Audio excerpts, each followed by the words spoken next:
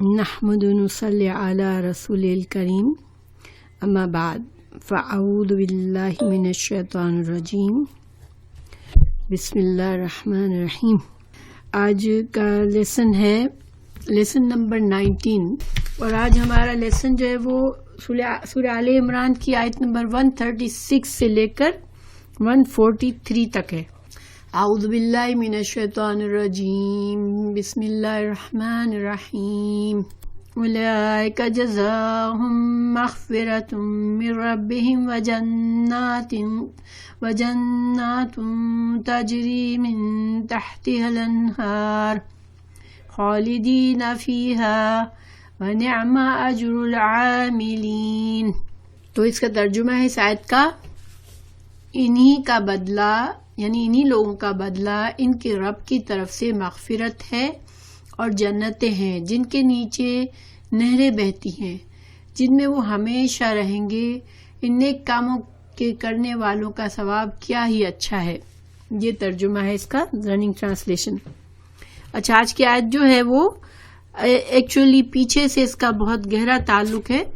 پیچھے ہم نے سبق میں شاید آپ لوگوں کو یاد ہو کہ پہلی بات یہ کہ جنگ احد کا سلسلہ، جنگ احد کے بارے میں تبصرہ ہے۔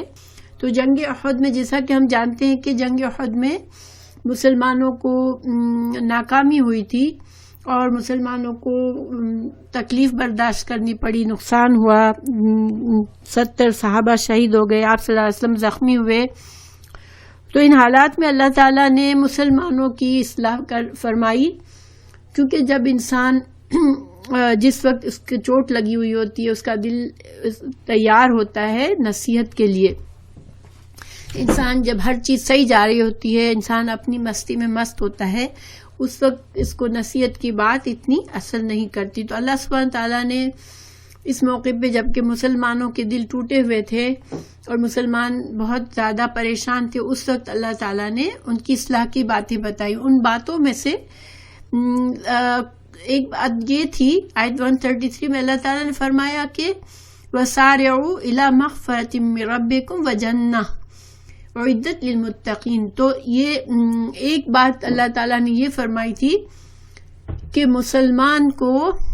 ایک مسلمان کبھی یہ سکون میں نہیں ہوتا کہ میں جو ہوں وہ بس ہدایت یافتہ ہو گیا ہوں اور اب میں جنت کے راستے پہ چل رہا ہوں اور جنت میرا انتظار کر رہی ہے۔ وہ اس چکر میں نہیں ہوتا، وہ اس اعتماد میں نہیں ہوتا، اس سکون میں نہیں ہوتا، بلکہ مسلمان مسلسل اپنے اندر ایک بے چینی ہوتی ہے، ایک پریشانی ہوتی ہے کہ مجھ سے اس کو اپنی خطائیوں پر، اپنی غلطیوں پر نظر ہوتی ہے کہ مجھ سے یہ بھی غلطی ہو گئی، مجھ سے وہ بھی غلطی ہو گئی، اور وہ اللہ سے مسلسل مغفرت طلب کر رہا ہوتا ہے۔ مسلسل اسے احساس ہوتا ہے کہ میں چاہے کتنا بھی کوشش کروں، مجھ سے مسٹیکس ہو رہی ہیں، مجھ سے غلطیاں ہو رہی ہیں، اور وہ بالکل سکون میں نہیں ہوتا کہ بس میں نے کلمہ پڑھ لیا ہے، لا الہ الا اللہ، اب مجھے میرے اور جنت کے راستے میں کوئی چیز نہیں ہے اور اب میں سکون اور امن سے زندگی گزاروں۔ وہ مسلمان کا ایمان پکا ہوتا ہی نہیں ہے۔ وہ حالت جو ہوتی ہے وہ ایک منافق کی ہوتی ہے۔ مسلمان ہمیشہ اللہ کے خوف اس کے دل میں ہوتا ہے، اللہ کی محبت اس کے دل میں ہوتی ہے، اور جتنی زیادہ محبت ہوتی ہے اتنا زیادہ وہ پریشان ہوتا ہے کہ میرا اللہ مجھ سے ناراض نہ ہو۔ تو وہ کیا کرتا ہے؟ اللہ تعالیٰ نے فرمایا کہ تم بھاگو، دوڑو، یعنی آسان، بالکل یہ نہیں کہ ہاں ٹھیک ہے مغفرت مانگ لینا ہے، اچھا ہے، نہیں، بھاگو دوڑو، بالکل جیسے تم ایک ریس میں ہو، اس طرح سے ایک دوسرے سے آگے بھاگو کہ اللہ کی مغفرت حاصل کرنے کے لیے، اللہ سے معافی مانگنے کے لیے۔ اور یہ ایکچولی کون سا طریقہ ہے، وہ کون سا راستہ ہے جس میں انسان مسلسل کانشیس ہوتا ہے اور اللہ سے مغفرت مانگتا رہتا ہے؟ وہ جنت کا راستہ ہے۔ تو اس جنت میں داخل ہونے کے لیے تم کو دوڑنا ہے، بھاگنا ہے، تم کو تسلی سے آہستہ آہستہ نہیں چلنا یا بالکل لاپرواہ نہیں ہو جانا ہے، ٹھیک ہے؟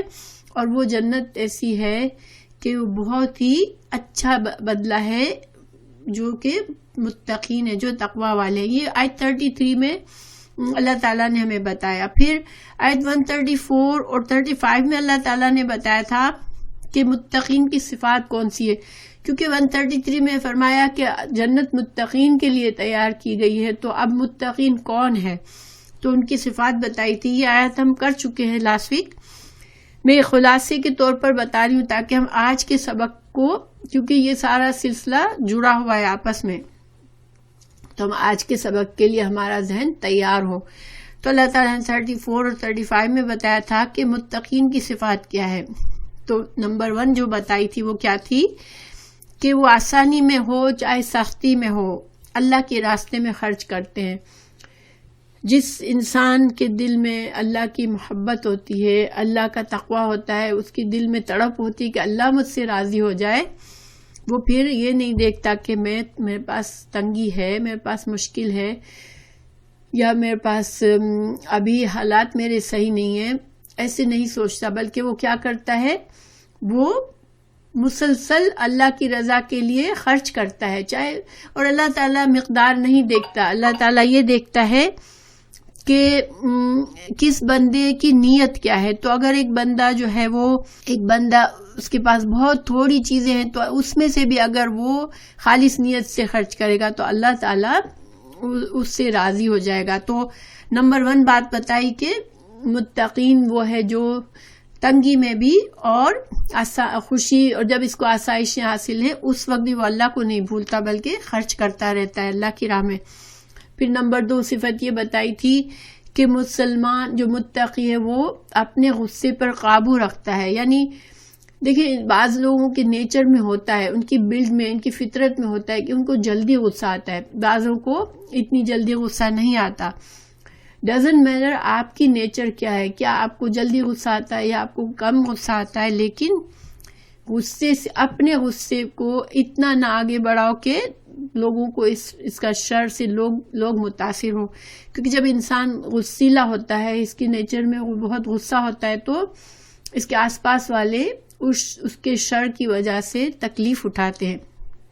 تو اپنے غصے کو کنٹرول کرنے والے ہوتے ہیں یہ متقی، کہ اپنے شر سے دوسروں کو تکلیف نہیں دیتے. پھر لوگوں سے درگزر کرنے والے ہوتے ہیں، خود سے تو غصہ نہیں کرتے، لیکن لوگ اگر کوئی ایسی بات کر دے جس سے ان کو تکلیف پہنچتی ہے تو پھر بھی درگزر کا معاملہ کرتے ہیں. بے حد کوشش کرتے ہیں کہ لوگوں کے ساتھ ٹٹ فور ٹیٹ نہیں کرتے کہ اس نے میری طرف پتھر مارا تو میں اس کی طرف اینٹ ماروں، نہیں، ان کی کوشش یہ ہوتی ہے کہ درگزر کرے. ہاں ظاہری بات ہے بعض معاملات میں انسان کو دیکھنا پڑتا ہے کہ کبھی اگر اس کو بدلہ لینا بھی پڑتا ہے تب بھی اس کے بھی قوانین اللہ نے بتائے. لیکن ایک مومن، ایک تقوی والا جو ہے وہ لوگوں سے اس لیے درگزر کرتا ہے کہ آج میں لوگوں کو معاف کروں گا تو اللہ مجھے معاف کر دے گا، کیونکہ میں بھی پرفیکٹ نہیں ہوں. اگر لوگ میرے ساتھ کچھ غلط کر جاتے ہیں تو میں بھی کوئی پرفیکٹ نہیں ہوں، اور مجھے اللہ سے امید ہے اللہ مجھے معاف کرے گا، تو میں بھی اللہ کی خاطر لوگوں کو معاف کرتا ہوں. پھر جب کوئی گناہ ہو جاتا ہے، دیکھیں مسلمان یہ نہیں ہوتا کہ وہ پرفیکٹ ہو جاتا ہے، اب کلمہ پڑھ لیا اب وہ پرفیکٹ بن گیا، اب وہ گناہ نہیں کرے گا. نہیں، انسان کی نیچر میں ہے کہ اس سے گناہ ہوتے رہتے ہیں. انسان کے بھول سے بھی ہو جاتے ہیں، جان بوجھ کر بھی ہو جاتے ہیں، اس کے نفس کی کمزوری کی وجہ سے ہو جاتے ہیں. تو گناہ ہوتے ہیں، مگر وہ کیا کرتے ہیں، فوراً گناہ ہو گیا بے چین ہو کر فوراً اللہ کی طرف پلٹتے ہیں، اللہ سے گناہ کی اخلاص کے ساتھ معافی مانگتے ہیں، اپنی نیت کرتے ہیں کہ وہ اب ایسا گناہ نہیں کریں گے. لیکن پھر دوبارہ بھی گناہ ہو جاتا ہے تو پھر بھی فوراً گناہ اللہ کی طرف پلٹتے ہیں. تو استغفار کی کثرت کرتے ہیں، ٹھیک ہے. اور پھر وہ جانتے بوجھتے برے کاموں پر اڑ نہیں جاتے. دیکھیں عام طور پر لوگوں کا کیا حال ہوتا ہے کہ کچھ بھی ہوا، کوئی معاملہ بگڑا، دوسروں کو الزام دے دو، میری کوئی غلطی نہیں ہے، اس نے یہ کیا تو یہ ہوا، فلاں نے یہ کیا تو یہ ہوا، فلاں نے یہ کیا تو یہ کیا، اور میں اس لیے یہ کرتا ہوں کہ مجھے یہ مجبوری ہو گئی ہے، مجھے اس وجہ سے یہ کرنا پڑتا ہے، یہ وہ کر کے وہ ریزننگ کرتا ہے، اپنے غلط کام کی ریزننگ دیتا ہے، اپنے نفس کو بھی مطمئن کرتا ہے، اور وہ سمجھتا ہے کہ لوگوں کو بھی مطمئن کر دیا کہ اب لوگ بھی مجھے اچھا سمجھتے ہیں، میں تو یہ جو کچھ بھی کر رہا ہوں وہ بس اس وجہ سے کر رہا ہوں. لیکن یہ کیا ہے، یہ اصرار کرنا ہے، دل میں ان کو پتا ہوتا ہے کہ میں غلط کر رہا ہوں، لیکن وہ اپنے گناہوں پر اصرار کرتے ہیں. تو مومن جو ہوتا ہے وہ تقوی والا انسان گناہ پر اصرار نہیں کرتا،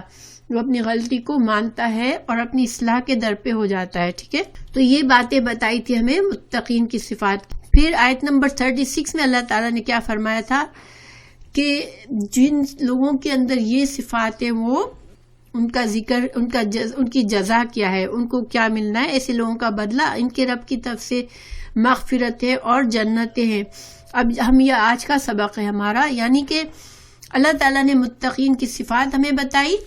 ٹھیک ہے، اللہ تعالیٰ نے ہمیں مغفرت کی طرف دوڑنے کا بتایا، اور پھر اب اللہ تعالیٰ بتا رہے ہیں کہ اگر متقی بن گئے تم تو متقین کی جزا کیا ہے، وہ جنت ہے. اب یہاں ہم آج کی آیت پر آ رہے ہیں. اعوذ باللہ من الشیطان الرجیم. اولئک، یہی لوگ، جزاؤہم، بدلہ ہے ان کا مغفرۃ، بخشش، من ربہم، ان کے رب کی طرف سے، وجنات، اور باغات ہیں، تجری، بہتی ہیں، من تحتہا، ان کے نیچے، الانہار، نہریں، خالدین، وہ ہمیشہ رہیں گے، فیہا، ان میں، ونعما، اور کتنا اچھا ہے، اجر العاملین، عمل کرنے والوں کا اجر کتنا اچھا ہے. نعما جو ہے نا، یہ جیسے ایک طرح سے یہ ایکسپریشن کے ساتھ ہے، مطلب کہ کتنا اچھا، ہم کہتے ہیں نا کتنا اچھا ہے، تو یہ اس لیے نعما کا مطلب کتنا، نعمتن کا مطلب ہوتا ہے کوئی نعمت، لیکن نعما کا مطلب ہوتا ہے کتنا اچھا.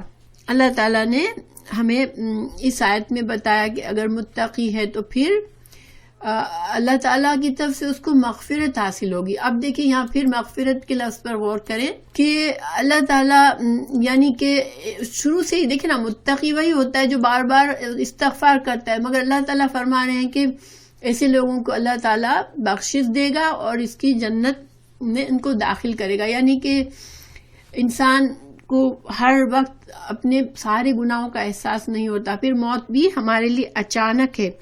ٹھیک ہے، تو اس کا مطلب ہے کہ مکمل گناہ سے، حالانکہ ہر وقت گناہ سے معافی مانگنے والے بھی مکمل گناہ سے پاک صاف نہیں ہوتے، جب اللہ تعالیٰ کے پاس پہنچتے تو اللہ ان کو پھر پاک کرتا ہے. ٹھیک ہے، ان کی جو بھی باقی چیزیں ہوتی ہیں اللہ تعالیٰ ان کے اوپر پردہ ڈال دیتا ہے، ان کو بالکل گناہوں سے پاک کر دیتا ہے، اور پھر ان کو اللہ تعالیٰ جنت میں داخل فرماتا ہے. تو دیکھیں اگر ہم غور کریں، ٹھیک ہے، تھوڑا سا غور و فکر کرتے ہیں اس آیت اور پچھلی آیت کو میں نے بتایا آپ کو. پچھلی آیات جو تھی میں نے آپ کو شروع میں بتایا تھا کہ سورہ آل عمران جو ہے وہ اس میں مسلمانوں کی اجتماعی اصلاح اور مسلمانوں کو ایز اے قوم کیسا بننا چاہیے، کیسی کوالٹیز ہونی چاہیے کہ وہ دنیا پر غلبہ کر سکے، باقی قوموں پر اسلام غالب آ سکے. تو اب اگر ہم غور کرتے ہیں، دیکھیں ان خصوصیات پر جو میں نے آپ کو پیچھے بتائی کہ صدقہ خیرات کی کثرت کرتے ہیں، تو دیکھیں جب انسان، ہر مسلمان چاہے کم اس کے پاس پیسہ ہے زیادہ ہے، اگر وہ اپنی حد تک صدقہ خیرات کرتا رہے گا تو اس معاشرے میں جو کمزور لوگ ہیں وہ پھر آہستہ آہستہ وہ بھی مضبوط ہو جائیں گے، وہ بھی محتاج نہیں رہیں گے، اور مجموعی طور پر ایک معاشرہ جو ہے وہ مضبوط ہو جائے گا. اور پھر دوسری بات دیکھیں صدقہ خیرات کی یہ ہوتی ہے فائدہ کہ لوگوں میں محبت بڑھتی ہے. آپ نیچرلی لوگوں کی ضروریات پوری کرتے ہیں، آپ لوگوں کے کام آتے ہیں، تو پھر کیا ہوتا ہے کہ آپس میں بس حسد نہیں رہتا، کہ کمزوروں کے دل میں، جن کو اللہ نے زیادہ نعمتیں دی ہیں ان کے لیے حسد نہیں رہتا، بلکہ آپس میں پیار محبت بڑھتا ہے. اس سے جنرلی ایک معاشرہ اچھا، مضبوط، صحت مند بنتا ہے. پھر جو دوسری خوبیاں بتائی ہمیں کہ غصے پر قابو رکھنے والے، تو دیکھیں اگر امیجن کریں کہ ایک جگہ کے رہنے والے ایسے ہیں سارے لوگ کہ اللہ کے ڈر کی وجہ سے اپنے غصے سے دوسروں کو نقصان نہیں پہنچاتے بلکہ غصے کو کنٹرول کرتے ہیں، تو مسلمانوں کے گھروں میں بھی خوشگوار فضا ہوگی اور مسلمانوں کے معاشرے میں بھی ایک جنرلی بہت خوبصورت اور اچھا ماحول ہوگا کہ لوگ ایک دوسرے سے نائسلی بات کریں گے، پولائٹلی بات کریں گے، ایک دوسرے کو اپنے شر سے تکلیف میں نہیں ڈالیں گے.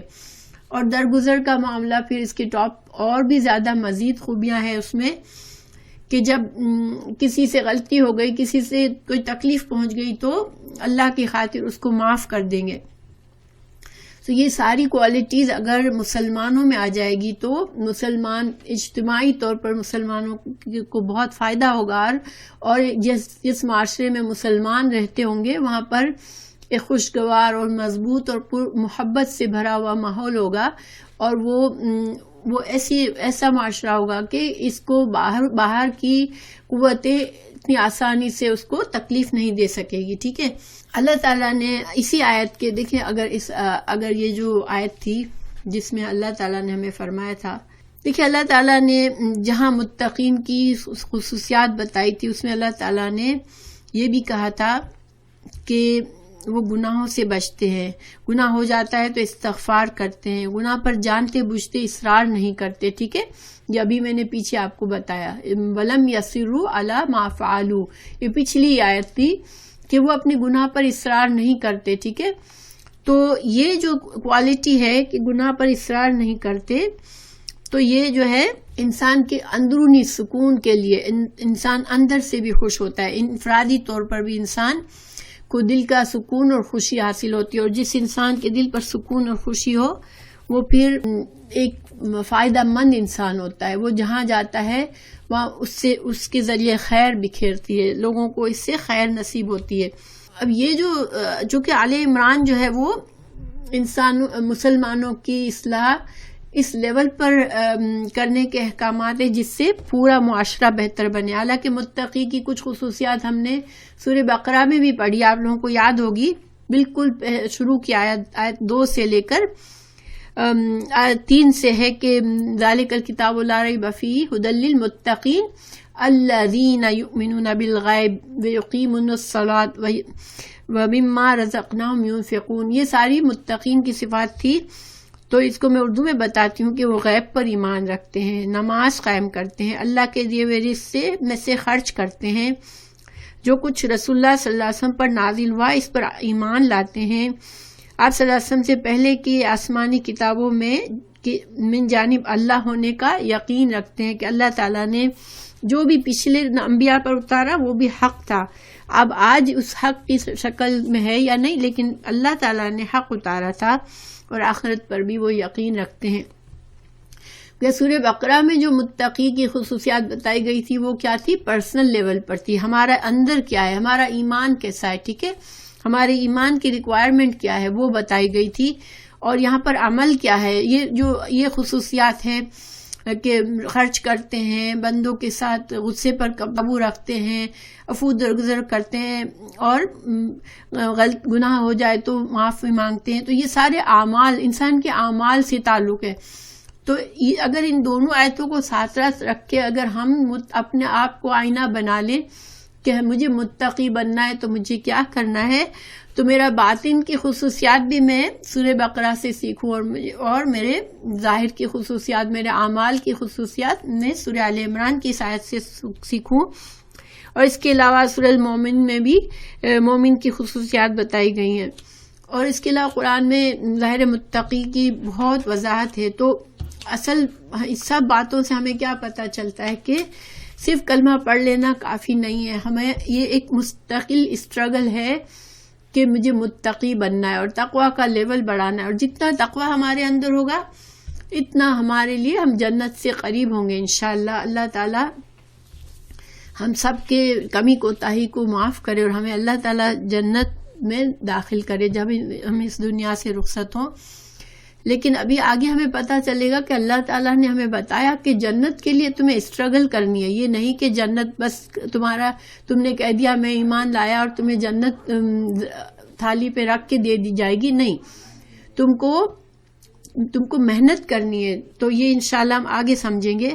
لیکن خلاصہ اس آیت کا کیا ہے کہ جنت کا داخلہ کے لیے ہمیں اپنی ذات، اپنی عادتوں اور اپنے افعال اور اپنے اعمال پر کڑی نظر رکھنی ہے. ٹھیک ہے. اور انفرادی اصلاح کرنی ہے اپنی، اور اجتماعی ہمارے معاشرے کی اصلاح کرنی ہے. اور اگر ہمارے دل میں جنت میں جانے کی خواہش ہے تو ہم کو ضروری ہے کہ ہم قرآن میں جب بھی متقین کی صفات کا ذکر آئے تو ان کو ہم غور سے سنیں اور اپنے اندر دیکھیں کہ میں کہاں ہوں، میرے اندر ان خصوصیات میں سے کون سی خصوصیات میں کمی ہے، اور انسان اپنا اصلاح کرتا رہے، کیونکہ جنت کے لیے اللہ تعالیٰ نے جگہ جگہ بتایا ہے کہ تقوی والوں کے لیے جنت ہے. ٹھیک ہے، دیکھیں دنیا میں ہم کرتے ہیں اپنے جہاں ہمیں ہوتا ہے کہ مجھے اس طرح سے اپنی اصلاح کرنے سے یہ فائدہ ہوگا تو ہم کرتے ہیں، بس ہمارا فوکس آخرت پر نہیں ہوتا، اس لیے ہم اتنا زیادہ غور و فکر نہیں کرتے. لیکن انشاءاللہ آخرت کی زندگی ابدی ہے، اور اللہ تعالیٰ ہمیں متقی بنائے، متقی لوگوں میں شامل کرے، کیونکہ اللہ تعالیٰ خود تعریف فرما رہے ہیں کہ کتنا اچھا اجر ہے، کتنا اچھا اجر ہے ان لوگوں کا. یہ وَنِعْمَ اجر العاملین، ان عمل کرنے والوں کا کتنا اچھا اجر ہے. یعنی کہ انسان کے اعمال کے بغیر انسان جنت جو ہے وہ جنت یوں ہی نہیں مل جانی ہے، ہمیں عمل کرنا ہے، اور پھر ہمیں یہ یقین رکھنا ہے کہ ہمارے اعمال جو ہے وہ انف بھی نہیں ہے جنت میں جانے کے لیے، کیونکہ ہمارے اعمال سے ہم کیا کریں گے، ہم اللہ کے قریب ہوں گے اور اللہ کو راضی کریں گے، اور جب اللہ ہم سے راضی ہوگا تو اپنی رحمت سے ہمیں جنت دے گا. کیونکہ جنت جو ہے وہ اتنی بڑی نعمت ہے کہ کسی کے عمل، کوئی کہے کہ میرے عمل کا بدلے میں مجھے جنت اللہ دے دے، اگر ہم یہ کہتے ہیں میں نے بڑے نیک اعمال کیے تو میرے اعمال کے بدلے میں جنت دے، تو ہم کہیں کے نہیں رہیں گے، کیونکہ ہمارے اعمال جو ہے وہ چاہے ہم ساری زندگی بھی سجدے میں گزارے اس قابل نہیں ہے کہ ہمیں اس کے بدلے میں جنت مل جائے. اللہ تعالی ہمیں توفیق دے کہ دیکھیں آج مسلمانوں کو ہم دیکھتے ہیں، ہم سب اپنی ذات کو بھی دیکھتے ہیں، ہمارا فوکس اتنا نہیں ہوتا کہ ہمارے اندر تقوی ہے کہ نہیں ہے، ہم جو ہیں وہ اللہ سے کتنا ڈرتے ہیں، کیا میں نے کچھ گناہ ایسے تو نہیں ہے کہ مجھے معافی مانگنے کی ضرورت ہے. ہم ان چیزوں میں بہت زیادہ غور و فکر نہیں کرتے، ہمارے دن رات جو ہے وہ دنیا کے اوپر فوکس میں گزر جاتے ہیں، اور ہم آخرت کے بارے میں ہم کہتے تو ہیں کہ ہمیں جنت میں جانا ہے اور ہم کوشش کرتے ہیں، لیکن ہماری وہ کوشش نہیں ہوتی جو ہمیں ہر وقت اللہ کے خیال ہمارے دل پہ ہو. اگر ہم سمجھنا چاہیں تو دنیا میں ہمیں جن سے محبت ہوتی ہے ہم ان کے لیے بہت کچھ کرتے ہیں، اور ہم کسی طرح بھی ان کو ناراض نہیں کرنا چاہتے. بعض اوقات ان کو ناراض ہوں اس وجہ سے ہم کچھ غلط کام بھی کر جاتے ہیں، مگر ہمیں کسی حالت میں ان کی ناراضگی ہم سے برداشت نہیں ہوتی. خاص طور سے ہم اپنی اولاد کے لیے ہمارے سے جذبات ہوتے ہیں کہ ان کی محبت میں ہم اتنے دیوانے ہوتے ہیں کہ انہیں پتہ بھی نہیں ہوتا کہ ہم ان کے لیے کیا کیا کچھ کر رہے ہوتے. ہم اگر صحیح معنوں میں اگر اپنے آپ کو جھانکیں تو کیا واقعی اللہ سے ہمیں اتنی محبت ہے؟ کیا ہم اللہ کی ناراضگی کی اتنی فکر کرتے ہیں اپنے دل میں؟ اگر ہم سب اپنے دل میں جھانکیں تو انشاءاللہ ہمیں پتہ چلے گا کہ ہمیں بہت ابھی اصلاح کی ضرورت ہے، ہمیں ابھی بہت تقوی کی ضرورت ہے. پھر آگے اللہ تعالیٰ نے فرمایا قد، تحقیق، خلت، گزر چکی. خلا سے ہے خالی ہو جانا، یعنی کوئی چیز خالی کب ہو جاتی ہے؟ جب اس میں جو چیز وہ تھی وہ ہٹ جاتی ہے، چلی جاتی ہے. تو گزر چکی من قبلکم، تم سے پہلے، سنن، کئی امتیں، فسیرو، پھر چلو پھرو، فی الارض، زمین پر، فانظروا، پھر دیکھو، کیفا، کیسا، کانا، تھا، ہوا، عاقبت، انجام، المکذبین، جھٹلانے والوں کا. اب اللہ تعالیٰ مسلمانوں کو نصیحت فرمانے کے بعد، یہ جیسے جنگ احد کو آپ ذہن میں رکھیں، اس کے بعد کے سارے تبصرہ ہے یہ، اللہ تعالیٰ نے مسلمانوں کو کچھ نصیحتیں فرمائیں. اب دوبارہ تھوڑا سا کافروں کو تنبیہ کی جا رہی ہے، ان کو ڈرایا جا رہا ہے کہ تم جو ہو بہت پھولو مت کہ تمہیں کامیابی مل گئی، اور تم جو ہو بہت بلندی پر جا رہے ہو، تمہارے اندر بہت قوت ہے، تم اپنے قوت کے نشے میں تم نے اپنے نبی کو بھی زخمی کیا، تم فوج لے کر لڑنے آئے، تو تم یہ مت سمجھو کہ تم غالب آ جاؤ گے، یا تمہاری قوت اتنی ہے کہ تمہیں اپنی قوت پر زوم مت کرو تم، کیونکہ یہ تم دیکھو کہ تم سے پہلے تم سفر کرو، زمین پر گھومو پھرو اور دیکھو کہ تم پچھلی قوموں کے آثار دیکھو،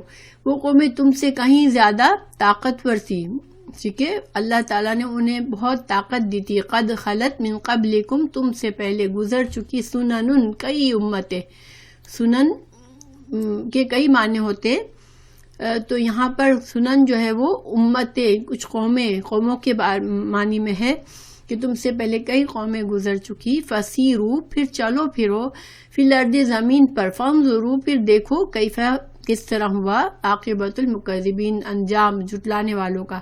تو قریش سے کہا جا رہا ہے کہ تم جو سفر کرتے ہو، قافلوں میں جاتے ہو، اور تم جب یہ لوگ سفر کرتے تھے تو وہ ان مقامات پر گزرتے تھے جہاں سے قوم سمود ان پر عذاب آیا تھا، اور پھر جو قوم لوط پر عذاب آیا تھا، وہ سارے جگہوں سے وہ گزرتے تھے سفر میں، اور وہ لوگ، ان کو پتا بھی تھا، ان کی ہسٹری کا علم تھا ان کو، کیونکہ یہ باتیں چلی آ رہی تھی پیچھے سے، زمانہ در زمانہ یہ ساری باتیں ان کو معلوم تھی، اور وہ زمانہ اتنا دور ان سے نہیں تھا کہ یہ ساری چیزیں ختم ہو چکی تھی.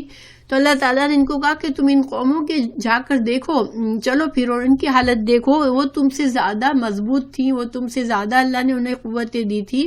جب اللہ تعالیٰ نے ان کے لیے انبیاء بھیجے تو انہوں نے ان انبیاء کو جھٹلایا، ان کے قتل کے در پہ ہو گئے، تو اللہ تعالیٰ نے ان کو تباہ کیا اور ان انبیاء کو بچایا تھا.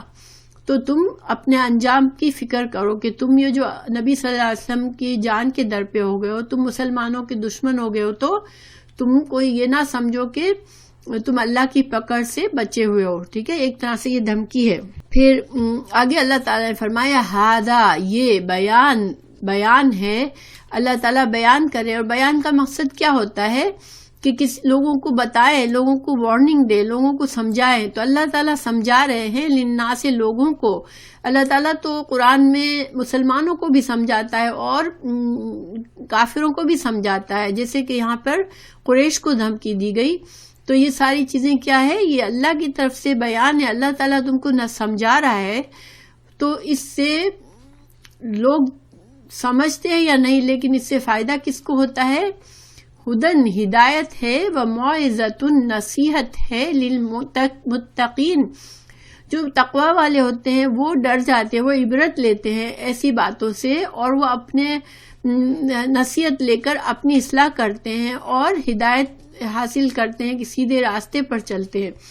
لیکن جو لوگ سن کر صرف ایک کان سے سن کے وہ دوسری کان سے نکال دیا، تو ان کو پھر اللہ کی ان ہدایات کا کوئی فائدہ نہیں ملتا. جس طرح سورہ بقرہ میں کہا گیا تھا کہ ہدی للمتقین، قرآن جو ہے وہ متقین کے لیے ہدایت کا ذریعہ ہے.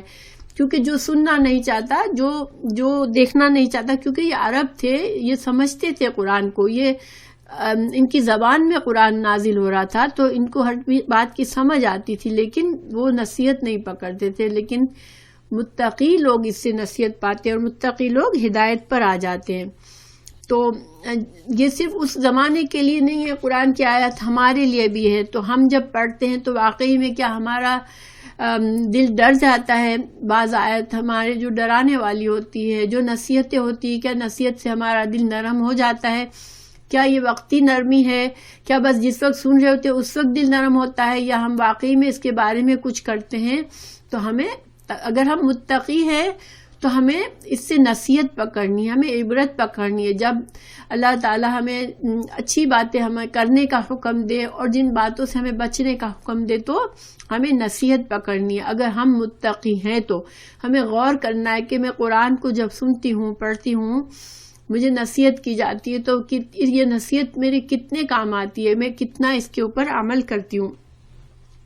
پھر اللہ تعالیٰ مسلمانوں کو تسلی دے رہے ہیں، وَلَا تَهِنُوا، نہ تم سستی کرو، وہن سے ہے، وَلَا تَحْزُنُوا، اور نہ تم غم کرو، وَأَنْتُمْ، اور تم ہی، الْأَعْلُونَ، تمہیں بلند ہونے والے ہو، ان کنتم، اگر ہو تم مؤمنین، اگر تمہارا ایمان سچا ہے تو تم ہی غالب آنے والے ہو. اب دیکھیں اس آیت کا میں کیا مقصد ہے. چونکہ جیسا کہ ہم جانتے کہ جنگ احد میں مسلمان جو تھے وہ ہار گئے تھے، اور جب ہارے تو ان کے دل بہت ہی ٹوٹ گئے. بہت سے کمزور ایمان والے سوچنے لگے کہ یہ کیا ہو گیا، ہم تو اللہ کے ماننے والے ہیں، ہم تو اللہ کے لیے لڑنے کے لیے نکلے تھے، اللہ کے دین کے لیے لڑنے نکلے تھے، اور ہم کیسے ہار گئے. اور وہ ڈپریشن، جیسے جب انسان دیکھیں، جب انسان ڈپریشن میں آ جاتا ہے، جب اس کو صدمہ بہت زیادہ اس کو گھیر لیتا ہے، تو پھر کیا ہوتا ہے کہ اس سے انسان کے اندر ایک سستی آ جاتی ہے. آپ نے دیکھا ہوگا کہ جو ڈپریشن کے مریض ہوتے ہیں وہ کچھ کام، دنیا کے بھی کام نہیں کر سکتے، وہ بس دنیا سے الگ ہو کے ایک جگہ بس بیٹھے رہتے ہیں. جتنا زیادہ ڈپریشن ہے اتنا وہ وڈرون ہو جاتے ہیں دنیا سے. تو اللہ تعالیٰ نہیں چاہتے تھے کہ مسلمان اس غم میں رہے. حالانکہ ان کو بہت بڑا صدمہ ہوا تھا، ان کے 70 صحابہ شہید ہو گئے تھے، رسول اللہ صلی اللہ علیہ وسلم زخمی ہوئے تھے، ان کو جانی مالی ہر طرح کا نقصان ہوا تھا، اور ایک جیسے ان کی انا کو بھی ٹھیس پہنچی تھی کہ ہمیں، کیونکہ منافق اور کافر نے اس فتح کا بڑا شور مچایا تھا، بڑا ان کو گھمنڈ ہوا تھا کہ لو یہ مسلمان تو کوئی ایسی چیز نہیں ہے جس پر ہم غلبہ نہیں کر سکتے. کیونکہ بدر کی جب فتح ہوئی تھی تو سب کو یہ ہو گیا تھا کہ مسلمان ایسی قوم ہے جس پر غلبہ نہیں حاصل کر سکتے ہم، کہ مٹھی بھر لوگوں نے اتنی بڑی فوج کو اس طرح سے ہرا دیا اور اتنا نقصان پہنچایا، تو ڈر گئے تھے سب. لیکن جنگ احد کے بعد ایک دم سے مسلمانوں کے دشمن پھول گئے کہ لو یہ کیسا ہار کے آئے ہیں. اور پھر وہ لوگوں نے باتیں بنائی کہ اگر ہماری بات سنتے تو ایسے زخمی نہ ہوتے. چونکہ آپ کو یاد ہوگا کہ عبداللہ بن ابی جو تھا وہ چلا گیا تھا چھوڑ کے فوج کو، این جنگ کے وقت چلا گیا 300 آدمیوں کو لے کر کہ میری بات تو مانی نہیں جائی تو پھر ہماری تو کوئی اہمیت ہے ہی نہیں یہاں پر، ہماری رائے کو تو کوئی کنسیڈر ہی نہیں کرتا. تو وہ چلا گیا تھا. یہ سارے لوگ پھر مسلمانوں سے کیا کہہ رہے تھے کہ دیکھا تم سے ہم کہتے تھے کہ تم بھی مت لڑو، اس طرح سے لڑنا بے وقوفی تھی، مگر تم نے ہماری بات نہیں مانی. تو یہ ساری چیزیں مسلمانوں کے لیے بہت ہی مشکل تھی برداشت کرنا. ان کے دل ٹوٹ رہے تھے اور ان کے اندر کمزوری آ رہی تھی، ڈپریشن آ رہا تھا، صدمہ ان کو گھیرے ہوئے تھا. اور جب صدمے سے انسان سست اور ہمت ہار دیتا ہے، انسان بزدل بن جاتا ہے، اس کی ہمت ختم ہو جاتی ہے کہ میں اب آئندہ بھی نہیں جیت سکتا، تو یہ بزدلی آ جاتی ہے، لڑنے کی ہمت ختم ہو جاتی ہے. اللہ تعالیٰ نے فرمایا کہ نہیں، تم یہ مت کرو، تم غم کو اپنے اوپر مت لا دو، تم ہی جیتو گے، تم ہی غالب آؤ گے. یہ تو وقتی معاملہ تھا، تو تم ہی غالب آنے والے ہو اگر تمہارا ایمان پکا ہے. بات کیا ہے کہ تم اپنے ایمان کو دیکھو، تم نے کس قدر اپنے ایمان کا ثبوت دیا یہ دیکھو. اب آگے اللہ تعالیٰ مزید تسلی دے رہے ہیں. اگر یمسسکم، اگر مس کا مطلب ہوتا ہے چھونا، ٹھیک ہے، چھونا، لیکن چھونا کو پھر مزید جیسے اس کو ڈفرینٹ معنوں میں لیتے ہیں کہ اگر تم کو پہنچی ہے، اگر تم کو زخم لگا ہے، قرحن کوئی زخم جیسے تلوار سے کسی کو لگ گیا یا باہر کی کوئی چیز سے انسان زخمی ہو جاتا ہے، اگر تم کو زخم لگا ہے، فقد تو تحقیق، مسا پہنچا ہے، القوما قوم کو، قرحن زخم، مثلہ اسی کے مانند زخم جو ہے وہ دوسری قوم کو بھی پہنچا، یعنی کافر قوم کو بھی یہ زخم پہنچا ہے، صرف تم ہی نہیں ہو اکیلے. بدر کی مثال دی جا رہی ہے. اللہ تعالیٰ یہاں بدر کی مثال دے رہے ہیں کہ بدر میں تمہیں اللہ نے اتنی بڑی فتح دی تھی اور تم نے کافروں کو بہت نقصان پہنچایا تھا، بہت زخمی ہوئے تھے، بہت مارے گئے تھے، مگر تم دیکھو کہ وہ تو پھر لڑنے کے لیے آ گئے. انہوں نے تو ہمت نہیں ہاری کہ غم سے نڈھال ہو کے اب بیٹھ گئے، بزدل بن گئے، اور وہ تو اللہ کے لیے لڑ بھی نہیں رہے تھے، لیکن وہ تم سے لڑنے پھر آئے. تو تم جو ہو، تم کیوں ہمت ہارو گے یا تم کیوں بزدل بنو گے؟ یہ تو تم تو اللہ کے لیے لڑ رہے ہو، اللہ تمہارے ساتھ ہے. تو پھر اللہ تعالیٰ نے حکمت بتائی کہ یہ کیوں ہوا. پھر اگر تم اللہ کے ساتھ ہو تو پھر کیوں تم کو اللہ نے ہر حال میں فتح کیوں نہیں دی؟ حالانکہ تم نے غلطیاں کی، پھر بھی اللہ نے، چونکہ اللہ کے لیے لڑ رہے تھے تو اللہ کو چاہیے تھا کہ تم کو، یہی مسلمانوں کے دل میں ہو رہا تھا کہ ہم تو اللہ کے لیے لڑ رہے تھے تو اللہ نے ہمیں کیوں فتح نہیں دی. وہ اپنی غلطیوں کو اب نہیں سوچ رہے تھے. تو اللہ تعالیٰ نے فرمایا کہ تم کو تکلیف ضرور پہنچی ہے، ٹھیک ہے، لیکن پھر حکمت کیا ہے؟ دیکھیں اللہ تعالیٰ ہر چیز پر قادر ہے. اگر چاہتا اللہ تو اپنے فرشتوں کو بھیج کر یا اپنے طور سے ہی کافروں کو احد میں بھی شدید شکست دے دیتا. ٹھیک ہے، اللہ تعالیٰ مسلمانوں کو خالص اور مضبوط کرنا چاہتا ہے. اسی لیے ہم اگر کہتے ہیں ہم مسلمان ہیں، ہمیں تو جنت ملنی ہی ہے، ہمارے لیے تو کوئی برائی ہونی ہی نہیں ہے، ہماری زندگی میں تو کوئی تکلیف آنی ہی نہیں ہے، نہیں، کیونکہ یہ اللہ تعالیٰ کا دستور نہیں ہے. اللہ تعالیٰ کیا فرما رہے ہیں؟ وَتِلْكَ، اور یہ الایام دن ہے، نُدَاوِلُهَا، ہم ان کو پھیرتے رہتے ہیں، بین الناس، لوگوں کے، یعنی کہ یہ جو اچھا وقت، برا وقت، کامیابی، ناکامی، غم، بیماری، خوشی، یہ ساری چیزیں تو دنیا کے ایام ہے، یہ دنیا کا طریقہ ہے. اللہ تعالیٰ نے دنیا کو ایسے ہی بنایا ہے کہ اس میں اللہ تعالیٰ ان چیزوں کو ہیر پھیر کرتے رہتا ہے. ڈول، یہ نداولو ڈول سے، آپ نے دیکھا ہوگا کہ ڈول کا مقصد کیا ہوتا ہے کہ کنویں میں اتارا جاتا ہے، پھر اوپر اٹھایا جاتا ہے، پھر اتارا جاتا ہے، پھر اوپر اٹھایا جاتا ہے. یعنی ڈول جو ہے وہ پھرتی رہتی ہے ادھر سے ادھر. تو اسی طرح اللہ تعالیٰ اس دنیا میں اچھی چیزوں کو، تمہارے لیے خوشحالی کو، مشکلات کو، تکلیفوں کو، غلبے کو، مغلوب ہونے کو، یہ ساری چیزیں اللہ تعالیٰ پھیرتا رہتا ہے لوگوں پر. کسی قوم پر ایک جیسا وقت ساری زندگی نہیں رہتا، کوئی انسان ایک جیسے حالات میں ساری زندگی نہیں رہتا. ٹھیک ہے، چاہے اس کے پاس کتنا ہی مال دولت ہو، لیکن اس کے اوپر بھی غم اور آزمائشیں آتی ہیں. تو ہر انسان کی زندگی میں اللہ تعالیٰ خوشی بھی لاتا ہے اور اس کی زندگی میں مشکلات بھی لاتا ہے.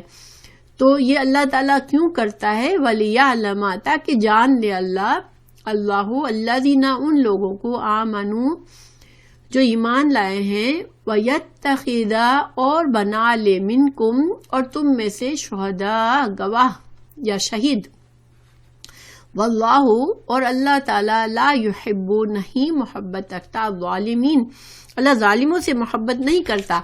تو یہاں پر اللہ تعالیٰ نے یہ سمجھایا کہ یہ جو جنگ میں تم ہارے ہو، تو دیکھیں اللہ تعالیٰ کو دیکھنا تھا کہ تمہارا ایمان کتنا مضبوط ہے، نمبر 1.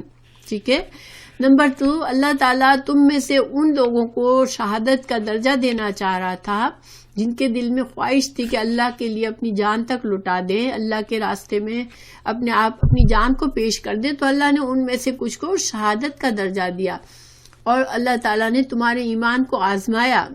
مگر تم یہ مت سمجھو کہ اللہ نے کافروں کو اس لیے غلبہ دیا ہے کہ اللہ ان سے بھی محبت کرتا ہے، نہیں، اللہ تعالیٰ ظالموں سے محبت نہیں کرتا. اللہ تعالیٰ اگر بعض اوقات دیکھیں، جو آج بھی اگر ہم حالات دیکھیں تو مسلمان دبے ہوئے ہیں اور دوسری قومیں جو ہے وہ اوپر چڑھی ہوئی ہیں، تو کیا ہم یہ سمجھے کہ اللہ تعالیٰ ان سے محبت کرتا ہے؟ نہیں، اللہ تعالیٰ ہمارے ایمان کو آزما رہا ہے. اگر ہمارے ایمان میں کمزوری ہے تو ہم آج نیچے ہیں. اگر ہمارا ایمان مضبوط ہوگا اور وہ اللہ تعالیٰ جیسا ہمیں چاہتا ہے ہم ایسے بن جائیں گے، تو پھر ہم غالب آ جائیں گے، کیونکہ اللہ تعالیٰ محبت ایمان والوں ہی سے کرتا ہے، اور اللہ تعالیٰ دنیا میں غلبہ بھی ایمان والوں کا ہی چاہتا ہے. مگر یہ نہیں کہ اللہ تعالیٰ پلیٹ میں سجا کر تم کو دے دے گا کہ اب بس کلمہ پڑھ لیا، اب لو، تمہارے لیے دنیا میں بھی ساری نعمتیں ہیں، آسانی سے لے لو اور آخرت میں بھی لے لو. نہیں، اللہ تعالیٰ کا یہ کام نہیں ہے. اللہ تعالیٰ لوگوں کے حالات پھیرتا ہے، اللہ تعالیٰ آزماتا ہے، کبھی خوشی دے کے آزماتا ہے، کبھی غم دے کے آزماتا ہے، کبھی دولت دیتا ہے، کبھی تم کو فقر و فاقہ دیتا ہے. تو یہ سب کچھ تو ہوتا ہے، اس میں بیک گراؤنڈ میں انسانوں کے اعمال کا نتیجہ ہوتا ہے. کیونکہ یہاں بھی مسلمان ہارے تو ان کے اعمال کی وجہ سے ہوا تھا، اور ہم پر بھی دنیا میں جب انسانوں پر برے حالات آتے ہیں، قوموں پر برے حالات آتے ہیں، تو یہ نہیں کہ اللہ تعالیٰ نے بس اپنی جب دل چاہا اچانک سے تم پر آزمائش ڈال دی. نہیں، اللہ تعالیٰ جب تمہارے اعمال ایسے ہو جاتے ہیں تو پھر اللہ تم پر کسی کو غالب کرتا ہے. اور یہ آزمائش ہوتی ہے، مسلمانوں کو ہلایا جاتا ہے کہ تم اب سوچو، اپنے اندر دیکھو. تو انڈیویجول لیول پر بھی جب کوئی مشکل آ رہی ہے، ہماری زندگی میں کوئی چیز صحیح نہیں ہو رہی ہے، تو بیٹھ کے تقدیر کا رونا نہیں ہے ہم کو، مسلمانوں کا یہ کام نہیں ہے۔ مسلمان اپنے اندر دیکھتا ہے اور جھانکتا ہے کہ مجھے کہاں اپنی اصلاح کرنے کی ضرورت ہے، اور وہ کسی دوسروں کو بلیم کرنے کے بجائے اپنی اصلاح کرتا ہے۔ وَلِيُمَحِّصَ، اور دوسرا اللہ تعالیٰ نے یہاں حکمت بتائی کہ اللہ خالص کرتا ہے، اللہ الذین، ان لوگوں کو آمنوا جو ایمان لائے، وَيَمْحَقَ، اور مٹا دے الکافرین، کافروں کو۔ تو دیکھیں اللہ سبحانہ تعالیٰ خالص کرتا ہے، جیسے سونے کو جلا کر، آپ کو پتہ ہے سونے کو بھٹی میں جلا کر خالص کیا جاتا ہے، اس میں سے میل نکالا جاتا ہے، پھر وہ کہ اللہ تعالیٰ یہاں پر حکمت بتا رہا ہے مسلمانوں کو کہ تم یہ مت سمجھو کہ اللہ تعالیٰ نے تم پر مصیبت ڈال دی۔ اللہ تعالیٰ تمہیں خالص کرنا چاہتا ہے، تمہارے اندر ابھی کمزوریاں ہیں، تمہارا ایمان ابھی اس لیول کا نہیں ہے کہ تم اب غالب آ جاؤ اور پورے جزیرہ عرب پر حکومت لے لو۔ کیونکہ دیکھیں جب پاور آتا ہے نا، تو اگر انسان کے اندر کرپشن ہوتا ہے تو وہ بڑھ جاتا ہے اور بھی بڑھتا ہے، ٹھیک ہے۔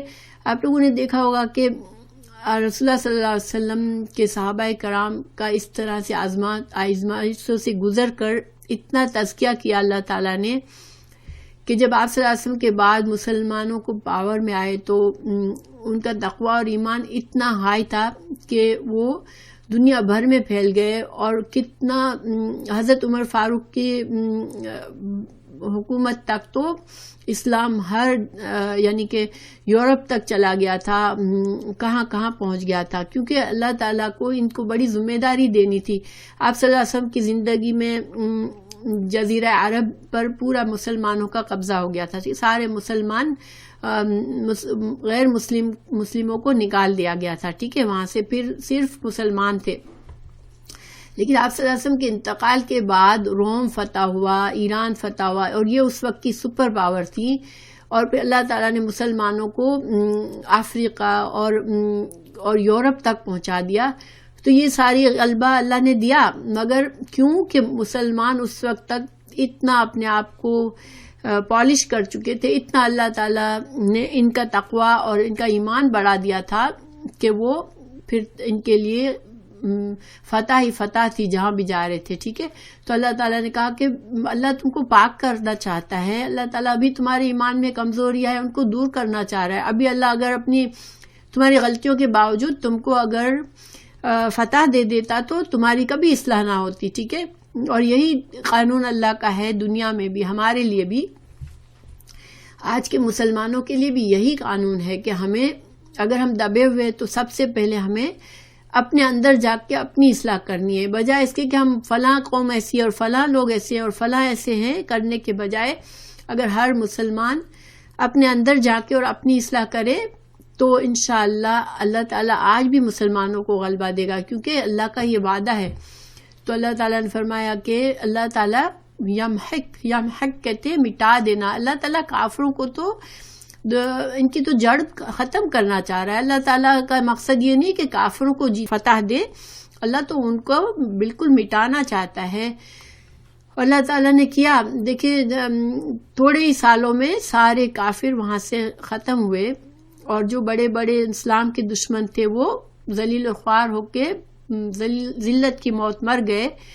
تو یہ اللہ تعالیٰ نے کیا، لیکن اس وقت ابھی مسلمان تیار نہیں تھے، مسلمانوں کو وہ تقوی نہیں تھا، وہ لیول نہیں تھا۔ ہاں اس وقت بھی تھے کچھ مسلمان جو بہت ہی اسٹرانگ ایمان کے تھے مگر کم تھے۔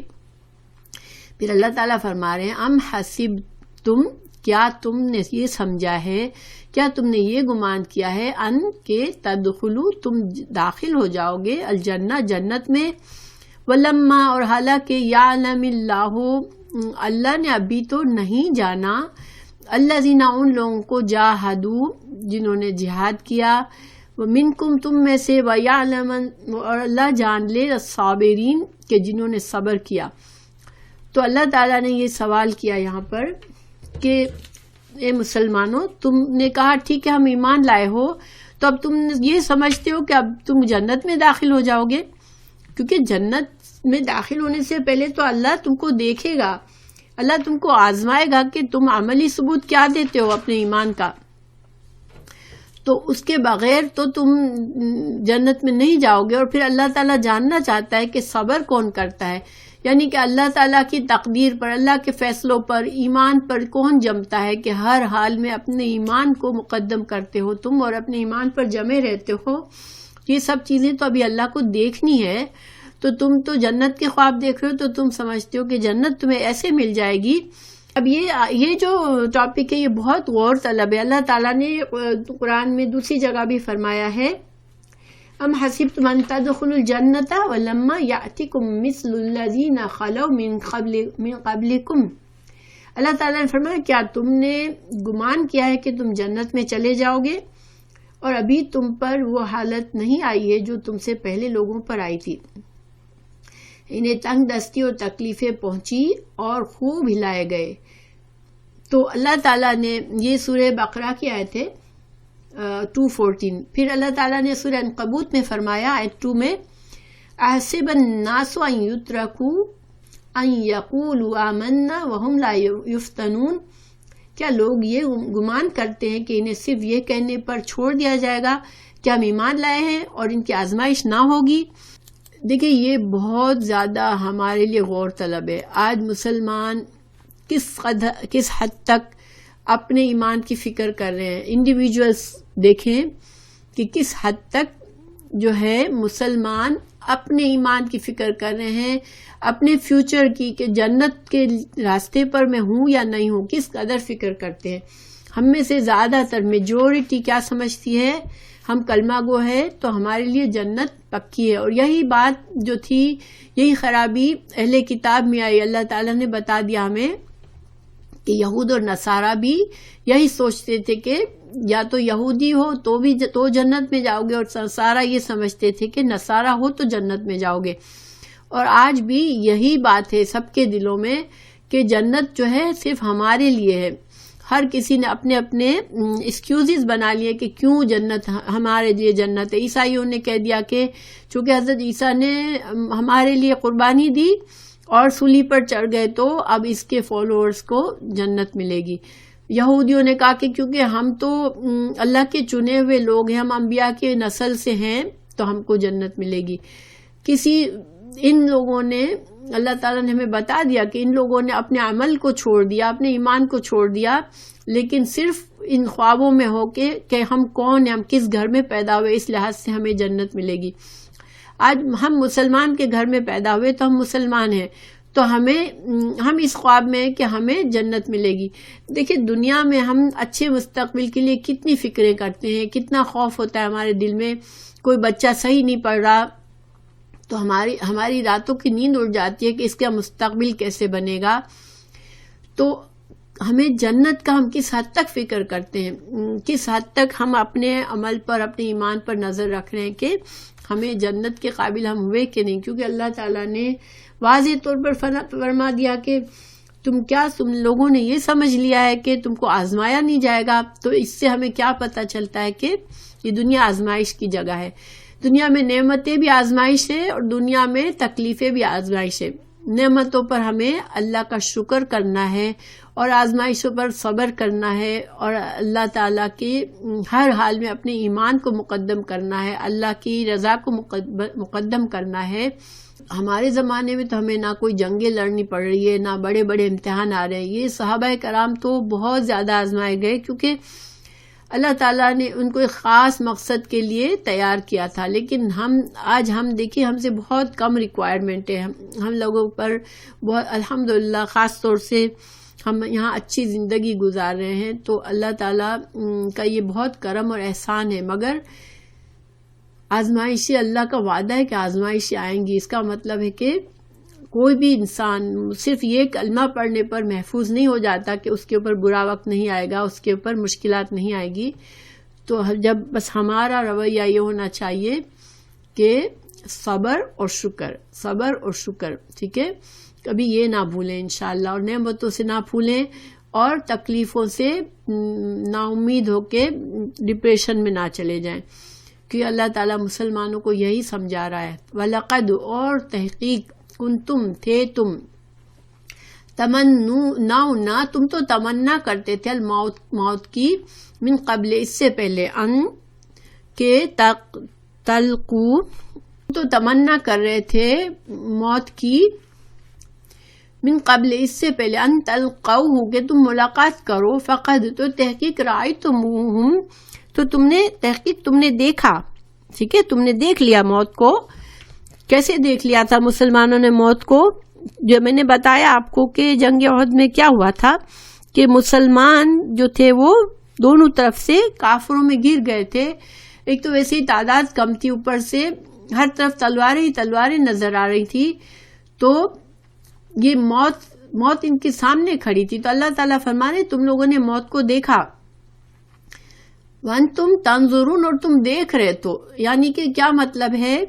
اللہ تعالیٰ یہاں بتا رہے، میں نے آپ کو شروع میں بتایا تھا کہ جنگ احد کا آپ صلی اللہ علیہ وسلم نے جب مشورہ لیا تھا تو کچھ جوان لوگوں نے یہ ضد کی تھی کہ ہمیں باہر نکل کے، مدینہ سے باہر نکل کے کافروں کا مقابلہ کرنا ہے، اور ان کو شہادت کا شوق تھا، ان کو یہ تھا کہ ہم بھی، اللہ تعالیٰ ہمیں بھی موقع دے کہ ہم اپنے ایمان کا ثبوت دے اللہ سے، اور ہم کافروں سے جنگ کریں، اور ہم یا تو شہید ہو جائے یا کافروں کو ختم کر دے۔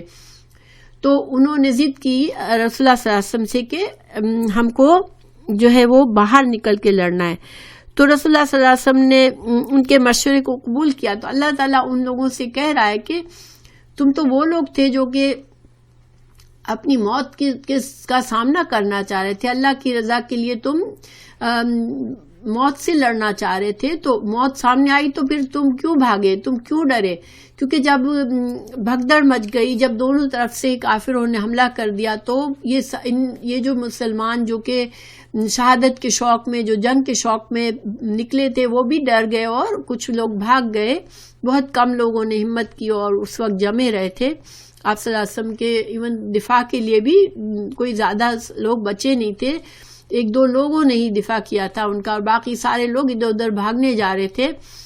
تو اللہ تعالیٰ نے فرمایا کہ تم نے تو خود موت مانگی تھی، جب موت سامنے آئی تو پھر تم کیوں بھاگے؟ اچھا، اس آیت سے ہمیں ایک سبق ملتا ہے۔